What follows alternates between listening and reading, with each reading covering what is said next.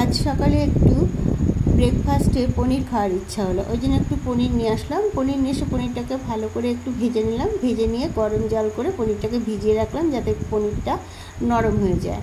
গরম জলে ভিজিয়ে রেখে দিলে পনিরটা নরম হয়ে যায়। এবার কড়াই বসিয়ে দিলাম। কড়াইতে আর দেখো মশলা করে নেওয়ার জন্য নিয়েছি টমেটো, কাজু বাদাম, তারপরে চারমগজ, আদা, লঙ্কা এইসব দিয়ে একটুখানি করে নিলাম। গরম জলে একটু ভাপিয়ে নিলাম। নিয়ে এটাকে মিক্সিতে আমি বেশ ভালো করে পেস্ট করে নেব।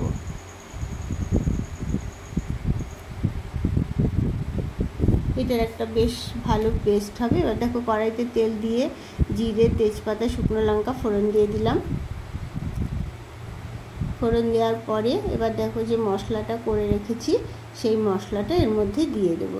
এর মধ্যে কিন্তু আমি সব রকম জিরে, তারপরে ধনে গুঁড়ো, জিরে গুঁড়ো, লঙ্কা গুঁড়ো এগুলো সব দিয়ে দিয়েছিলাম। আর এক ফোঁটা মিষ্টিও দিয়েছি এর মধ্যে। একটু গরম মশলাও মিক্সির বাটনার সঙ্গেই বেটে দিয়েছিলাম। এবার দেখো মশলাটাকে বেশ একটু ভালো করে আমি কষিয়ে নেব। রান্নাটায় খুব বেশি ঝাল করব না, ঝাল করলে পরে পনিরে খুব বেশি ঝাল ভালোও লাগে না, একটু হালকা মিষ্টি মিষ্টি হলেই ভালো হয়।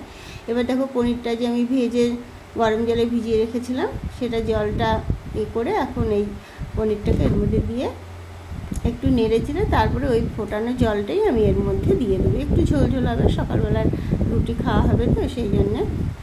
এবার দেখো এই যেটার মধ্যে পনির ভিজিয়েছিলাম সেই জলটা এর মধ্যে দিয়ে দিলাম।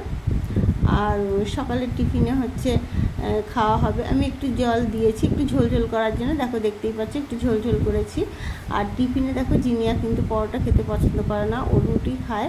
রুটিও পছন্দ করে না, তাই ওর জন্য দুটো রুটি করেছি। ওকে এই রুটি দিয়ে পনিরের তরকারি দিয়ে দেবো। আর আমার জন্য কিন্তু আমি দুটো পরোটা ভেজেছি। পরোটাটা